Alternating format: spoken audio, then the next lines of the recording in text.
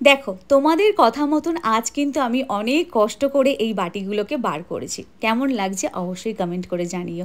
তোমরা বলবে আর সেই কাজটা আমি করব না, সেটা কি হতে পারে? হ্যাঁ, তবে বাটিতে এখনও একটু একটু দাগ লেগে আছে। অনেক দিনের পুরানো বাটি তো, তোলা ছিল, সেগুলোকে বার করে পিতাম্বরী দিয়ে ভালো করে মেজে দিয়েছে আমার ননদের ছেলে। তবেই আজকের কিন্তু আমি লাঞ্চ থালিতে এই বাটিগুলো তোমাদের সঙ্গে শেয়ার করতে পারছি, কারণ যে অবস্থা হয়েছিল বাটিগুলোর আমার পক্ষে মাজা সম্ভব ছিল না। যাই হোক, অনেকটাই পরিষ্কার করতে পেরেছে, এবারে আশা করছি মাজতে মাজতে পরিষ্কার হয়ে যাবে। চলো আজকের লাঞ্চ থালিটা তোমাদের সঙ্গে একবার শেয়ার করে দিই। প্রথমেই বলি, আজ কিন্তু আমাদের নিরামিষ, তোমরা সবাই জেনে গেছো। এই শ্রাবণ মাসটা আমরা শনিবার, রবিবার, সোমবার, সোমবার তো উপোস থাকে, বাট শনিবার রবিবারটা আমরা নিরামিষ খাচ্ছি। প্রথমেই দিয়ে দিলাম তোমাদের কথা মতন স্যালাড। স্যালাডে রয়েছে শুধুমাত্র শসা। আচ্ছা, একটা বড় মিস্টেক করে ফেলেছি। সামনের যে সব থেকে বড় বাটিটা দেখতে পাচ্ছ, ওটা কিন্তু আমার শাশুড়ি মার বাটি। শাশুড়ি মার বাড়ি থেকে আমার শাশুড়ি মাকে দেওয়া হয়েছিল। আমার শাশুড়ি মা পাশ থেকে দাঁড়িয়ে বলছে, এই ওটা আমার বাটি। তো যাই হোক, ওটা আমার বলাটা ভুল হয়েছে।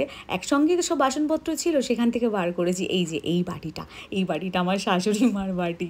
ঠিক আছে, আমি আমার বাটি বলেছি, সেটা কিন্তু চলবে না।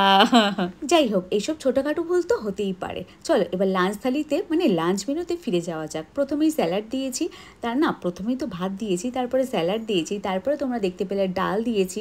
ডালটা হচ্ছে মুসুর ডাল। আমরা নিরামিষের দিন হলেও মুসুর ডালটাই খাই। আসলে মুগ ডালটা আমাদের বাড়ির কেউ সহ্য করতে পারে না, মুগ ডালটা খেলেই সবার গ্যাস হয়ে যায়, সেই জন্য মুসুর ডালের ব্যবহারটাই করি। আর আজকের মুসুর ডালটা করেছিলাম ওই ঝিঙে দিয়ে মুসুর ডাল করেছিলাম। তারপরে ছিল ঝিঙে আলু পোস্ত, তারপরে ছিল বাঁধাকপি, তারপরে ছিল চাটনি। এই চাটনিটা আমার ভীষণ প্রিয়, বাট করে উঠতে পারি না, এখন টমেটোর অনেক দাম, তো সেই জন্য। এই চাটনিটার মধ্যে রয়েছে আমসত্ত্ব, খেজুর, টমেটো আর কিশমিশ আর কাজু বাদাম, এই কটা জিনিস দিয়ে চাটনি করেছি। আর আজকের কিন্তু আমাদের মিষ্টির মধ্যে রয়েছে মিহিদানা। সেই ছোটোবেলায় মাথায় করে নিয়ে যেত, ছুটে ছুটে গিয়ে কাকুদের কাছ থেকে কিনতাম, সেই রকম কিন্তু আমাদের বাজারে বসে থাকে, মানে বসে রাস্তার সামনে, সেখান থেকেই কেনে। এটা কিন্তু কোনো মিষ্টির দোকান থেকে কেনা নয়, তোমরা যে যাই বলো।